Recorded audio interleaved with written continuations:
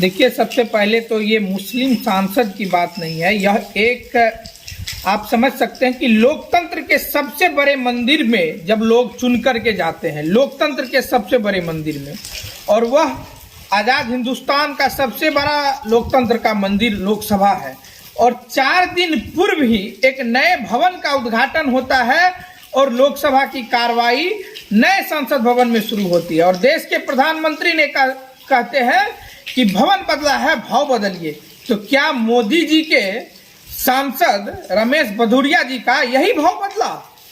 किसी भी सांसद को, चाहे वह हिंदू हो, मुस्लिम हो, सिख हो, ईसाई हो, फारसी हो, क्या आप उसे इस तरह की भाषा का प्रयोग करेंगे? और मैं दानिश अली जी के साथ हूं, पूरे देश आज उनके साथ है। आप देखे होंगे पिछले दिनों देश के जो प्रमुख विपक्ष के नेता माने जाते हैं राहुल गांधी जी उनके घर पे गए, उन्हें गले लगाया और उन्होंने कहा कि मैं मोहब्बत बांटने निकला हूं, मोहब्बत बांटूंगा। और इस तरह की चीजें इस देश को शर्मसार करने वाली घटना है। लोकसभा के अंदर जो रमेश भदौरिया जी ने जो कहा है, और उसके बाद जो दानिश अली जी कहे कि मेरा रात भर में सोया नहीं, मेरा ब्रेन लग रहा था कि फट जाएगा। स्वाभाविक तौर पर अगर किसी भी लोगों को इस तरह की बातें और भरी लोकसभा के अंदर कहा जाए तो यह कहीं ना कहीं इस देश को शर्मसार करने वाली घटना है। और देखिए, लगातार बीजेपी के लोग इस तरह की घटना बराबर करते हैं। उनका 2-3 मकसद होता है कि देश में उन्माद फैले, धर्म और मजहब में यह देश बट जाए, लोग वास्तविक मुद्दा से भटक जाए।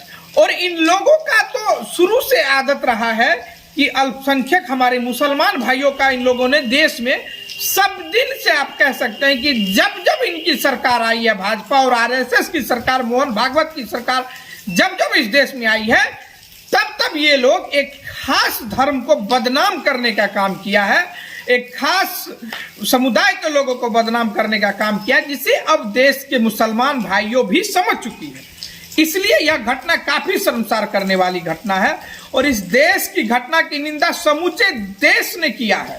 और देश के रक्षा मंत्री ने भी खेद जताया, लेकिन क्या खेद जताकर ही हो जाएगा? जब आपके सांसद संजय सिंह को निलंबित कर दिया जाता है तो अभी तक रमेश भदौरिया जी को निलंबित क्यों नहीं किया गया है, यह देश पूछता है।